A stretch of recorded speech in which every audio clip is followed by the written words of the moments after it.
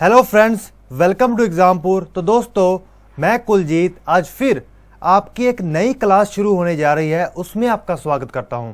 दोस्तों, ये class the Hindu editorial काफ़ी देर से एक वेट चल रहा था इस क्लास के लिए। ठीक है दोस्तों, आज आखिरकार आपकी ये क्लास शुरू हो ही गई है। ठीक है दोस्तों, अब देखिए, द हिंदू एडिटोरियल क्लास है ये। ठीक है, इसमें हम द हिंदू के एडिटोरियल्स की डिस्कशन करेंगे। क्योंकि ये आज एक पहली क्लास है तो इसके एक ट्रायल के रूप में मैं इसमें आपको 2-3 आर्टिकल करवाऊंगा। ठीक है, और उसके बाद आपको अपना रिव्यू भी देना होगा। ठीक है, अब दोस्तों ये क्लास रोज़ सुबह 6 बजे लाइव डेली प्रीमियर पे लाइव आया करेगी। ठीक है दोस्तों, 6 बजे, और 22 अगस्त की ये अभी क्लास की स्टार्टिंग है। दोस्तों, ये यूपीएससी, स्टेट पीसीएस और अदर एग्जाम्स के लिए इंपॉर्टेंट है। ठीक है दोस्तों, अब देखिए, मेरी पहले एक करंट अफेयर की क्लास चलती थी। ठीक है, अब मेरी फ़ोटो देख के तो पहचान लिया होगा बच्चों ने जो देखते थे क्लास। देखिए, कुछ कारणों से, जैसे कि बच्चों का सपोर्ट नहीं आ रहा था, काम उस पर काफ़ी लग रहा था, तो मैनेजमेंट के डिसीजन के अकॉर्डिंग अब इसको एक बार बंद कर दिया गया है। ठीक है दोस्तों, अब देखो, मेरे तो हाथ में कुछ नहीं है ना, मैं तो एक काम कर रहा हूँ। मैनेजमेंट जो डिसीजन करेगी मुझे उस हिसाब से चलना है। तो दोस्तों, अभी हमारे पास 22 अगस्त का करंट अफेयर है। ठीक है दोस्तों, अब देखिए, इसमें बहुत सारे आर्टिकल्स दिए गए हैं। ये आर्टिकल वैसे इतना कोई ख़ास नहीं है। ठीक है, और ये भी कोई इतना ख़ास नहीं लगा मेरे को, लेकिन ये आर्टिकल ये देखिए, ये आर्टिकल है, ये जम्मू कश्मीर की कहीं ना कहीं सिचुएशन से संबंधित है, जिसमें इन्होंने 3-4 बातें की है। देखिए, जम्मू कश्मीर की 370 धारा हटने के बाद इन्होंने काफ़ी सारे डिसीजंस, बहुत कुछ पत्रकारों ने आइडियोलॉजी, प्रिंसिपल्स जैसे डेमोक्रेटिक प्रिंसिपल, लोकतांत्रिक सिद्धांतों पर झटका, लिबर्टी, ठीक है दोस्तों, फ्रीडम, फ्रेटर्निटी, सोवरेनिटी, इन सब चीज़ों की बात की गई है। ठीक है, इंटरनेशनल प्रभाव की बात की गई है, इंटरनेशनल अंतर्राष्ट्रीय सिक्योरिटी इन्वायरमेंट, जो हमारी सिक्योरिटी है, जो आर्मीज़ के आस में है, उन सब की बात की गई। तो देखिए, फ़िलहाल इस आर्टिकल में आज कोई इतना खास इंपॉर्टेंट बातें हैं नहीं। ठीक है, जो पिछले 2-3 दिन से आर्टिकल की बात चल रही थी उनमें फिर भी कुछ इंपॉर्टेंट था, लेकिन क्योंकि क्लास ना होने की वजह से शुरुआत तो 3-4 दिन पहले ही करनी थी, तो बात नहीं बनी। ठीक है, अब देखिए, इसमें बात की गई है, जो हमारी एक नई पोस्ट क्रिएट की गई है आर्मी में। देखिए, इंडियन आर्मी का चीफ होता है, इंडियन एयरफोर्स का चीफ होता है, इंडियन नेवी का चीफ होता है, लेकिन एक कंबाइंड डिफेंस ऑफ स्टाफ, ठीक है दोस्तों, एक पोस्ट क्रिएट की गई है। ठीक है दोस्तों, अब जो ये पोस्ट क्रिएट की गई है, इससे संबंधित इसका एक भाग की ऊपर समीक्षा की जाएगी, वो मैं आपको बताऊंगा। ठीक है, अब उसके बाद एक और आर्टिकल आता है, वो आर्टिकल क्या है? Free fall. ठीक है, ये अफगानिस्तान, यूएसए और तालिबान के बीच में जो बातें चल रही हैं, कहीं ना कहीं उससे संबंधित है, और जो हाल ही में अफगानिस्तान के काबुल में एक शादी में एक बम धमाका हुआ, उससे संबंधित कुछ बातें हैं, किसने किया। ठीक है, देखिए, ये तो वही बात है जो ट्रंप ने कॉल किया है। ठीक है, ट्रंप के कॉल का जो बात चल रही है, आजकल न्यूज़ में भी चल रहा होगा, इसमें भी कोई खास इंपॉर्टेंट बातें हैं नहीं। तो इसलिए आज हम ये वाला आर्टिकल, ठीक है, जो अफगानिस्तान और यूएस और तालिबान की टॉक्स के पर है, और दूसरा जो कंबाइंड डिफेंस स्टाफ की, जो कि स्वतंत्रता दिवस पर प्रधानमंत्री जी ने घोषणा की है, उसके हम ऊपर बात करेंगे। ठीक है दोस्तों, तो सबसे पहले हमारी वही बात आती है कि जो हमारी कंबाइंड डिफेंस ऑफ स्टाफ, ठीक है, कंबाइंड चीफ ऑफ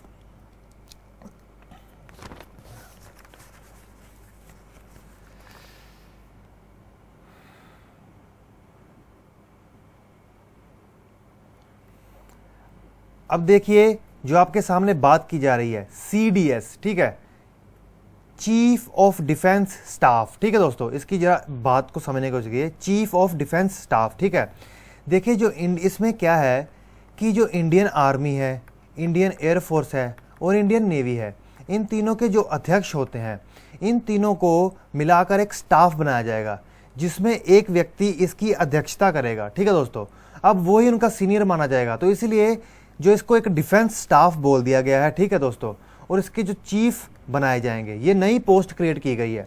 देखिए, सबसे पहले हम इसकी महत्वता को समझ लें। देखिए, क्या है, इसकी हम हिस्ट्री तो बाद में देखें, लेकिन सबसे पहले हम इसकी क्या बात देखें कि इसकी महत्वता क्या है, ऐसा क्या कारण है कि इसको किया गया। दोस्तों, अगर जिन बच्चों ने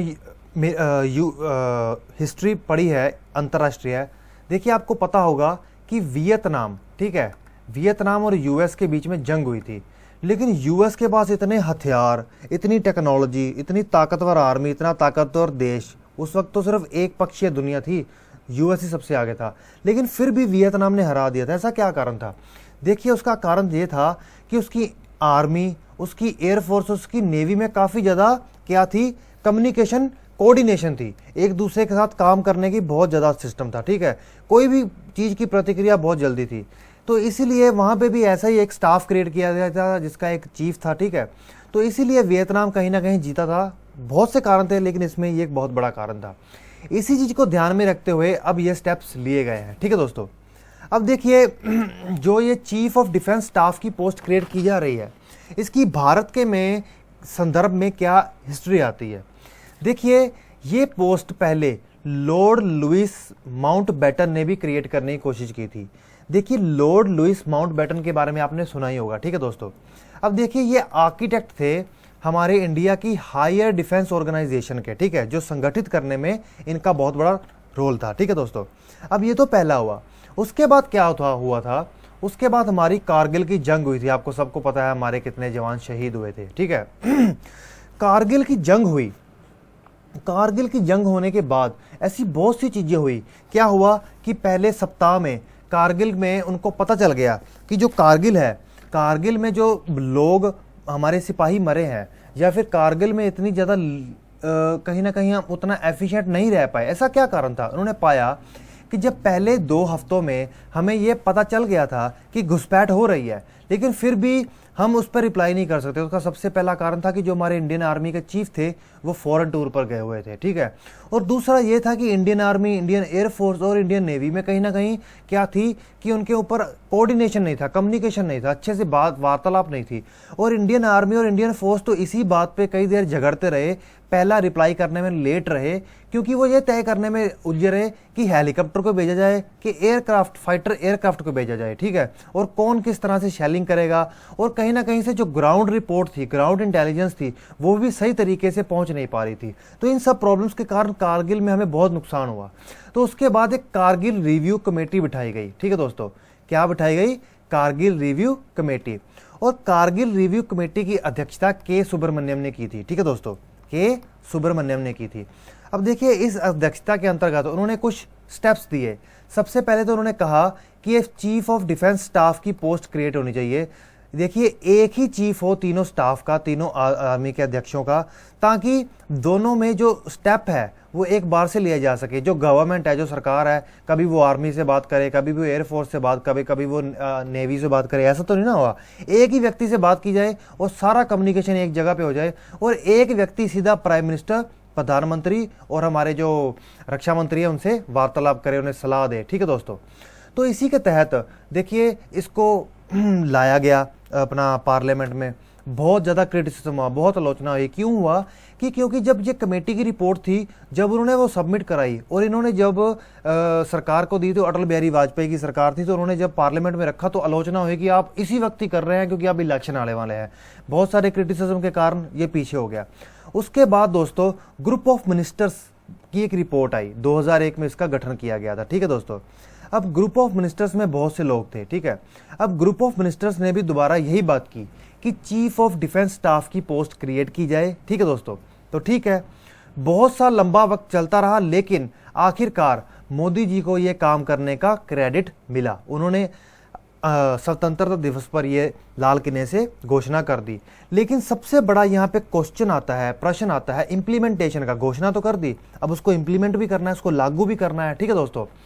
अब देखिए क्या हुआ कि पहले उनके जो सभी अध्यक्ष होते थे, आर्मी के, एयरफोर्स के, नेवी के, उनमें कोई ना कोई ऐसा व्यक्ति था, जैसे पिछली बार आर्मी ने कह दिया कि नहीं भाई साहब, हम तो नहीं मानेंगे, हम तो ये काम नहीं करेंगे, ठीक है दोस्तों। लेकिन उसके बाद ऐसा क्या हुआ? उसके बाद ऐसा ये हुआ कि उन्होंने कहा कि चलो ठीक है, अगर आप ये पोस्ट क्रिएट नहीं कर रहे, लेकिन कुछ टाइम के लिए हमें ऐसा तो कुछ करना चाहिए ना, जिसकी वजह से हमारी एक थोड़ी सो इंडियन आर्मी और इंडियन नेवी और इंडियन एयरफोर्स में थोड़ा थोड़ा वार्तालाप अच्छे से हो सके और प्रॉब्लम्स कम हो। तो उसी के अंतर्गत फिर बात यहाँ बैठी, क्योंकि देखो स्टार्टिंग में मैंने बोला ना, जैसे कि चीफ ऑफ डिफेंस स्टाफ को काफ़ी लोगों ने नकारा, ठीक है दोस्तों। तो बाद में क्या हुआ कि एक नई कमेटी बनाई गई, चीफ ऑफ स्टाफ कमेटी, ठीक है दोस्तों, चीफ ऑफ स्टाफ कमेटी। देखिए चीफ ऑफ डिफेंस स्टाफ में और चीफ ऑफ स्टाफ कमेटी में ये अंतर था कि देखिए चीफ ऑफ डिफेंस स्टाफ में एक परमानेंट अध्यक्ष बना दिया जाता और आपके जो जूनियर होते, चाहे वो कोई भी होते, चाहे देखिए कोई भी व्यक्ति उसका सीनियर बनता, वो दूसरों पे कहीं ना कहीं सीनियर ही रहता, ठीक है, और वो ऑफिशियल होता, कानूनी रूप से होता। लेकिन चीफ ऑफ स्टाफ कमेटी में क्या हुआ कि सीनियरिटी का रूल बना दिया गया कि जो व्यक्ति सीनियर होगा वो उसका अध्यक्ष बनेगा और दूसरा व्यक्ति उसको रिस्पेक्ट देगा सीनियर होने के मामले में, ठीक है। और कहीं ना कहीं से इसमें कोऑर्डिनेशन और कम्युनिकेशन बढ़ेगा तीनों मिलिट्री की फोर्सेस में, ठीक है। लेकिन अभी देखो फिलहाल में जो हमारे chief of staff of committee के चल रहे हैं अध्यक्ष, वो है जो हमारे एयर चीफ मार्शल है बरिंदर सिंह धनोआ, ठीक है दोस्तों, वो बन रहे हैं, ठीक है। अब देखिए बाद में अब क्या हुआ कि तीनों जो मिलिट्री, नेवी, आर्मी और एयरफोर्स के अध्यक्ष मान गए कि ठीक है अभी हम ये पोस्ट क्रिएट करेंगे, तो प्रधानमंत्री जी ने घोषणा कर दी। अब बात आती है इम्प्लीमेंटेशन की। अब देखिए इम्प्लीमेंटेशन के लिए क्या हुआ है, एक कमेटी बना दी गई है, ठीक है दोस्तों। क्या बना दी गई है, एक इम्प्लीमेंटेशन कमेटी बना दी गई है। देखिए उस पोस्ट को लागू भी तो करना है ना। उसमें क्या है, डिफेंस सेक्रेटरी हैं, chief of integrated defence staff हैं। अब देखिए इंटीग्रेटेड डिफेंस स्टाफ की भी हम गहराई से बात करेंगे, ठीक है दोस्तों। और उसमें कुछ और भी ऑफिसर्स हैं, ठीक है दोस्तों। ये मिलकर इसे क्या करेंगे, इम्प्लीमेंट करेंगे। लेकिन जो हमारा राइटर है वो आर्ग्यूमेंट कर रहा है कि हमें दूसरे देशों के एक्सपीरियंस, अनुभव से समझना चाहिए कि इसका जो लीडर होना चाहिए वो डिफेंस सेक्रेटरी इनमें से कोई नहीं होना चाहिए, कोई पॉलिटिशियन लीडर होना चाहिए, ठीक है दोस्तों। और उसको कहीं ना कहीं से बाहर से एक एक्सपर्ट है ना, जो डिफेंस के एक्सपर्ट हैं, चीफ एक्सपर्ट है, उनकी सपोर्ट मिलनी चाहिए, उसकी सपोर्ट से ये काम होना चाहिए। पहला आर्ग्यूमेंट तो ये वह देते हैं, ठीक है दोस्तों। और उसके बाद और भी कई आर्ग्यूमेंट दिए जाते हैं, ठीक है। अब उसके बारे में थोड़ा देख लें। देखिए ये आर्ग्यूमेंट दिया जाता है कि देखिए अगर कोई एक्सपीरियंस्ड बंदा, क्वालिफाइड बंदा इस प्रोसेस में उनकी हेल्प करे पॉलिटिशियन लीडर की, तो और भी बेहतर रहेगा। तो ये दो आर्ग्यूमेंट उन्होंने दिए, ठीक है दोस्तों, इम्प्लीमेंटेशन कमेटी के अंतर्गत। अब उससे बात आगे बढ़ती है। अब जब इससे बात आगे बढ़ती है तो हम भी आगे चलते हैं। तो दोस्तों अब बात आती है रेजिस्टेंस पर, ठीक है दोस्तों। रुकावट जो पड़ रही है बार बार, वो किस बात की पड़ रही है, ये हमें समझने की ज़रूरत है, ठीक है दोस्तों। उसके लिए बात की गई। अब देखिए रेजिस्टेंस में क्या हो गया है, जो राइटर कह रहा है कि पहले ही जो पहली बार प्रधानमंत्री मोदी जब 2014 का चुनाव जीते थे, तभी उन्होंने को ये समझना चाहिए था जो तीनों सर्विसेज हैं, आर्मी, एयरफोर्स और नेवी, वहाँ के जो हेडक्वार्टर्स के जो कुछ लोग हैं वो कहीं ना कहीं इस रिफॉर्म से, इस सुधार से घृणा कर रहे हैं, ठीक है दोस्तों। उसी के अंतर्गत अब क्या हुआ कि कुछ सालों में चलते चलते कंबाइंड कमांडर्स की कॉन्फ्रेंस होती थी, ठीक है, कंबाइंड कॉन्फ्रेंस ऑफ कमांडर्स होती थी, ठीक है दोस्तों। अब देखिए जो कंबाइंड कमांडर्स कॉन्फ्रेंस होती थी, एनुअली होती थी, जिसमें मोदी जी उनको चैलेंज करते थे कि मैं आपको चैलेंज करता हूं कि ऐसे प्लान के साथ आइए जिसमें हम ग्रेटर इंटीग्रेशन कर सके, मतलब तीनों फोर्सेस को ज़्यादा से ज़्यादा एक दूसरे के कम्युनिकेशन और कोऑर्डिनेशन क्रिएट कर सके, ताकि हमें किसी भी प्रॉब्लम का, किसी भी विपत्ति का रिस्पॉन्स करने में, जवाब देने में देरी ना हो और हमें प्रॉब्लम्स का सामना ना करना पड़े, जैसे कि हमें कारगिल में करना पड़ा। तो देखिए कहीं ना कहीं देखिए बात तो यही हुई, उन्होंने कोई सही रिस्पॉन्स नहीं दिया। तो देखिए जो एडमिरल सुनील लांबा थे, ठीक है, उन्होंने फिर कहा था कि जो चीफ ऑफ नेवल स्टाफ भी थे, और उस वक्त जब वो थे तो चीफ ऑफ स्टाफ कमेटी भी थे। तो उन्होंने कहा कि जो चीफ ऑफ स्टाफ कमेटी का जो चेयरमैन है ना, वो परमानेंट कर दिया जाना चाहिए। तो कहीं ना कहीं से ये भी बात नहीं बनी। तो लेकिन जैसा कि मैंने आपको बताया कि बाद में जब तीनों अध्यक्ष मान गए तो इसकी घोषणा करके चीफ ऑफ डिफेंस स्टाफ की आखिरकार घोषणा हो ही गई, ठीक है दोस्तों। अब देखिए इसमें एक और भी प्रॉब्लम है। देखिए भारत की आर्मी दुनिया की बहुत बड़ी आर्मी है, ठीक है दोस्तों, दुनिया की एक बहुत बड़ी एक आर्मी है, और सिर्फ वही एक आर्मी है जिसके जो चीफ होते हैं, जो आर्मी का चीफ है, चाहे एयरफोर्स का चीफ है, चाहे नेवी का चीफ है, उसकी जो ऑपरेशनल और स्टाफ फंक्शंस होते हैं दोनों एक के पास ही होते हैं। अब देखिए ऑपरेशनल और स्टाफ फंक्शन में डिफरेंस क्या है। ऑपरेशनल फंक्शन ये होते हैं कि मैं ग्राउंड में हूँ, जहाँ पे कोई प्रॉब्लम हुआ है या कुछ भी हो रहा है, चाहे मैं छावनी है, चाहे मैं जम्मू कश्मीर में हूँ जहाँ पे फायरिंग होती रहती है, ऑपरेशन में हूँ, स्थित हूँ, उसके डिसीजन भी वही व्यक्ति लेगा, और स्टाफ में जो काम हो रहा है वो डिसीजन भी व्यक्ति लेगा। अब देखिए वो कह रहे हैं कि ऐसा नहीं होना चाहिए, जो ट्रेडिशन चलता आ रहा है, जो परंपरा चलती आ रही है वो अब टूटनी चाहिए, और एक नए इंडिया में बहुत बड़ा रिफॉर्म होना चाहिए जिसमें कि इन दोनों को अलग कर देना चाहिए, और जो चीफ ऑपरेशनल कमांड के जो चीफ हैं, जो ग्राउंड में जो व्यक्ति के जो काम करने वाले जो चीफ होंगे वो अलग हो जाना चाहिए। ठीक है दोस्तों, तो इन्होंने ये तर्क दिए हैं इसके ऊपर। तो उससे आगे बात आती है, तो अब बात आती है जैसे कि मैंने आपको बताया था इंटीग्रेटेड डिफेंस स्टाफ की। ठीक है, देखिए जो इंटीग्रेटेड डिफेंस स्टाफ है, इसकी जो सुझाव था, इसका सुझाव भी कारगिल रिव्यू कमेटी द्वारा ही दिया गया था। ठीक है दोस्तों, जैसा कि मैंने आपको पहले बताया, देखिए इंटीग्रेटेड डिफेंस स्टाफ है क्या, इसकी भी बहुत बड़ी हिस्ट्री है, लेकिन हमें इतनी ज़रूरत नहीं है, तो हम मेन बात ही करेंगे। देखिए इसकी पावर और कैपेसिटी बढ़ाने की बात की गई है। देखिए इंटीग्रेटेड डिफेंस स्टाफ में, ठीक है दोस्तों, क्या होता है कि यहाँ पे बहुत सारे ऑफिसर्स बिठा दिए गए हैं। ठीक है, इसका सबसे पहले गठन तो 2001 में हुआ, और इसमें 270 ऑफिस हैं, ठीक ऑफिसर्स हैं। ठीक है दोस्तों, अब इसमें जो 270 ऑफिसर हैं उसमें आर्मी के भी हैं, एयरफोर्स के भी हैं, आर्मी के भी हैं, एयरफोर्स के भी हैं, और नेवी के भी हैं। ठीक है, ये मिलकर एक जगह पर काम करते हैं कि ताकि तीनों फोर्सेस में ज़्यादा से ज़्यादा कम्युनिकेशन हो सके और प्रॉब्लम्स को कम किया जा सके। और ये जो मैंने बताया कि जो स्टाफ कमेटी बनाई गई है, जो परमानेंट नहीं थी, जो सीनियोरिटी के रूल से हिसाब से चलती थी, ऑफिशियल नहीं था, उसको ये सीधा सुझाव देते थे, उनको सुझाव देने का काम करते थे, उनकी सारी प्रॉब्लम्स को दूर करने का काम करते थे। ठीक है दोस्तों, अब देखिए अब इसी इंस्टीट्यूशन पर भी कहीं ना कहीं बातें उठी हैं। ठीक है दोस्तों, अब देखिए यहाँ पे है कि उन्होंने कहा है कि पीएम को इसके ऊपर भी दो चीज़ों पर, इस इंस्टीट्यूशन पर ध्यान देना चाहिए। पहला तो इसकी फिजिकल लोकेशन, कि इसकी लोकेशन कहाँ है। देखिए इसकी जो लोकेशन है, उन्होंने कहा है कि साउथ ब्लॉक में होनी चाहिए।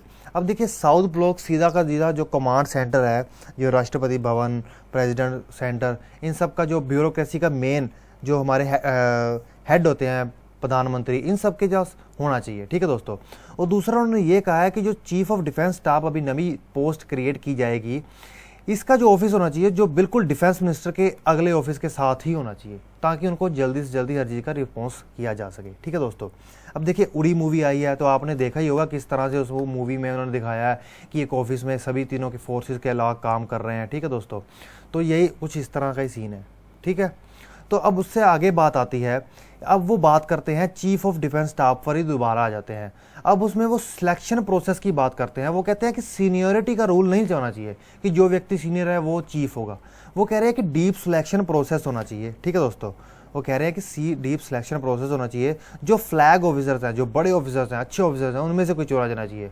फिर वो कहते हैं कि जो ये पोस्ट है वो बहुत ही इंपॉर्टेंट पोस्ट है। ठीक है दोस्तों, आधार है इसका, ये पोस्ट का आधार है। ठीक है दोस्तों, अब वो कह रहे हैं कि जो फ्यूचर है डिफेंस ट्रांसफॉर्मेशन का, जो हमारी डिफेंस है, जो हमारा रक्षा है, वो एक उसकी ट्रांसफॉर्मेशन का अब समय आ गया है जब ये घोषणा कर दी गई है। ठीक है, जैसे कि इंटर सर्विसेज प्रायोरिटाइजेशन की, सब में एक तरह की काम आए कि सब मिलजुल कर काम करें। ठीक है, और लॉन्ग टर्म प्लानिंग की, ऑफिसर्स की एजुकेशन की बात कर रहे हैं, ज्वाइंटनेस की, एक दूसरे का मिल के काम करने की बात कर रहे हैं। वो कह रहे हैं कि जो सीडीएस की अभी पोस्ट क्रिएट करने की बात कर रहे हैं, एक बहुत बड़ी गेम चेंजर बन सकती है। ठीक है, लेकिन फिर भी उन्होंने कहा है कि कहीं ये ना हो कि जो ये पोस्ट है ना, ये सिर्फ एक नाम ही बन के रह जाए, एक ग्लोरीफाइड पोस्ट ही बन के रह जाए। ठीक है, उन्होंने यही बात की है कि एक ग्लोरीफाइड पोस्ट ही ना बन के रह जाए, ये ना कुछ काम ना करे। ठीक है दोस्तों, अब फिर उन्होंने रिलेशन की बात की है मिलिट्री और मिनिस्ट्री ऑफ डिफेंस के बीच में। देखिए जो मिनिस्ट्री ऑफ डिफेंस है इसमें ब्यूरोक्रेट्स काम करते हैं और मिलिट्री में मिलिट्री के ऑफिसर हैं। फिर उन्होंने बात की इसके रिलेशंस के ऊपर। वो कह रहे हैं कि जो सिविल ब्यूरोक्रेसी और जो मिलिट्री है उनमें भी बहुत सारे फॉल्ट लाइन्स हैं, उनमें भी कहीं ना कहीं बहुत सारे डिफरेंसेस है, उसको भी कम करने की ज़रूरत है, उसके लिए भी रेमेडी की ज़रूरत है। ठीक है दोस्तों, उसमें create professional well developed qualified bureaucracy with integrated both civil military expertise. Civil और मिलिट्री एक्सपर्टीज का इंटीग्रेशन होना चाहिए, जुड़ाव होना चाहिए। ठीक है दोस्तों, अब देखिए इसमें उन्होंने बात की है, अब आगे चले हैं वो, उन्होंने ये कहा है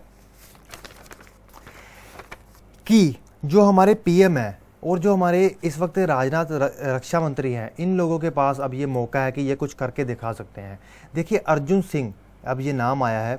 देखिए अर्जुन सिंह हमारे डिफेंस मिनिस्टर रह चुके हैं, इन्होंने भी यही कोशिश की थी कि एक थिएटर कमांड बना दिया जाए 2001 में। ठीक है दोस्तों, थिएटर कमांड क्या होता है, देखिए वार के समय में या फिर कोई भी ऐसी स्थिति में जहां देश को खतरा हो, वहां पे ये थिएटर कमांड हर तरह के फैसले लेता है, उसमें सारे ऑफिसर्स बैठते हैं ये सब।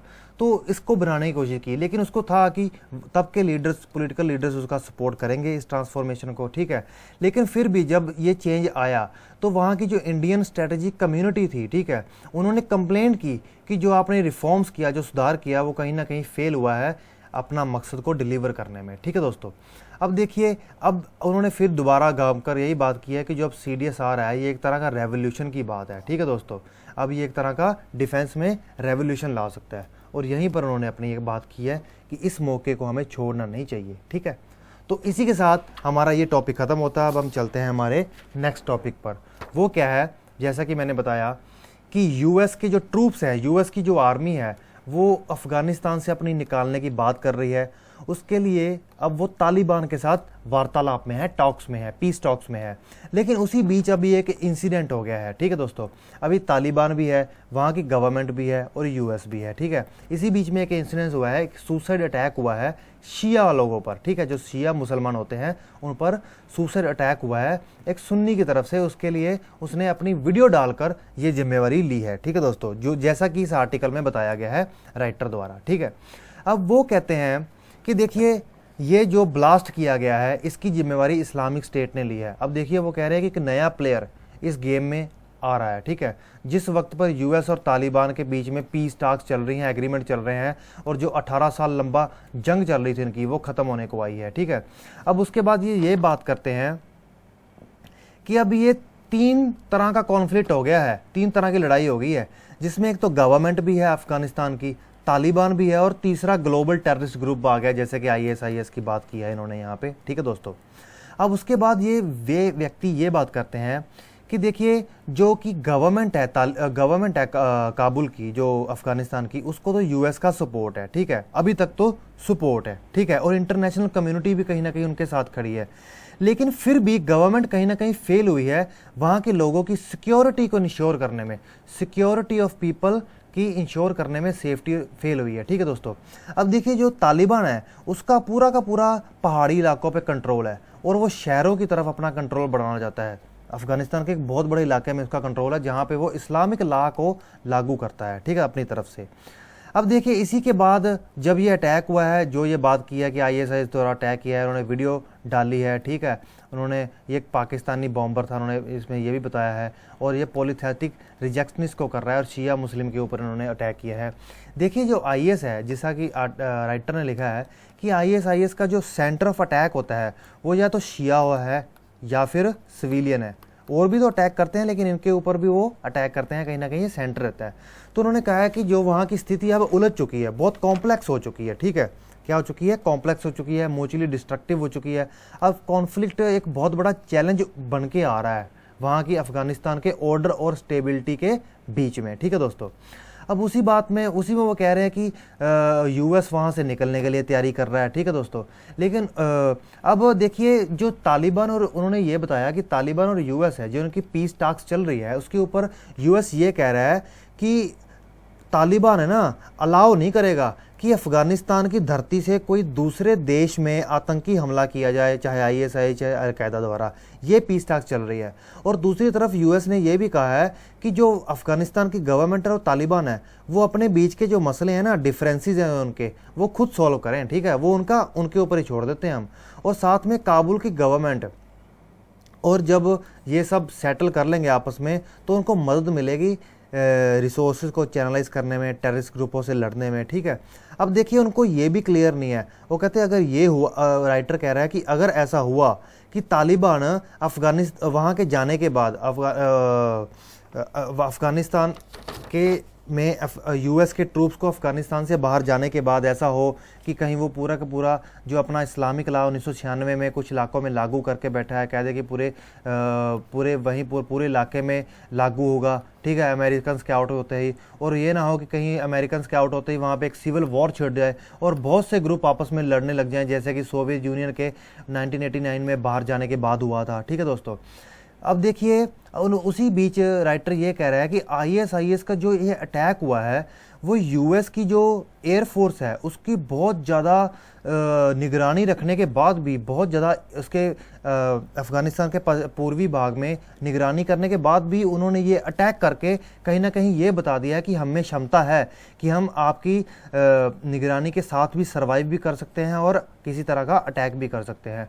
और काबुल गवर्नमेंट किसी भी इस तरह के टेररिस्ट अटैक के बिल्कुल अगेंस्ट है, ठीक है दोस्तों, जैसा कि पहले भी बात चल रही है। और यूएस की गवर्नमेंट अभी तक तो उसको बैक कर रही है। देखिए उन्होंने कहा है कि अब जो इंटरनेशनल कम्युनिटी है कहीं ना कहीं उसको जो बैलेंस ऑफ पावर और कॉन्फ्लिक्ट को कम करने में मदद करनी चाहिए, नहीं तो कहीं ये ना हो कि अफ़गानिस्तान किसी न किसी गलत हाथ में पड़ जाए। और यही पूरा का पूरा आर्टिकल है जिसके ऊपर उन्होंने 2-4 जो मैंने आपको बात ही है कि आर्ग्यूमेंट दे के बात की है। तो दोस्तों यही हमारी क्लास पूरी होती है। तो इसी के साथ मैं आपका एग्ज़ामपुर में आने के लिए थैंक्स करता हूँ। और साथ में आपको मैं ये कहता हूँ कि हमारी ये नई क्लास शुरू हुई है तो 2 आर्टिकल्स किस तरह के लगे अपना रिव्यू दीजिए, ठीक है दोस्तों। इस क्लास को आगे भी बढ़ाया जाएगा। अभी तो आज तो 2 आर्टिकल ही शेयर किए हैं, ठीक है दोस्तों। जिस तरह का आपका रिव्यू होगा उस तरह से सुधार करके और भी आर्टिकल डाले जाएंगे। और फ्रेंड्स देखिए, जैसा कि मैंने पहले भी बोला कि जो करंट अफेयर की क्लास है वो मैनेजमेंट ने डिसीजन लिया है बंद करने का। बच्चों का सपोर्ट नहीं आ रहा था, काम बहुत लग रहा था और कई महीनों से ये क्लास चल रही थी, ठीक है दोस्तों। तो दोस्तों इसी के साथ मैं आपका एग्ज़ामपुर में आने के लिए थैंक्स करता हूँ। लाइक शेयर सब्सक्राइब करना मत भूलिएगा और अपना रिव्यू जरूर दीजिएगा, ठीक है दोस्तों, क्योंकि क्लास नई शुरू हुई है। हम आपके रिव्यू के हिसाब से, आपके फीडबैक के हिसाब से इसमें सुधार करेंगे। तो ओके फ्रेंड्स, बाय।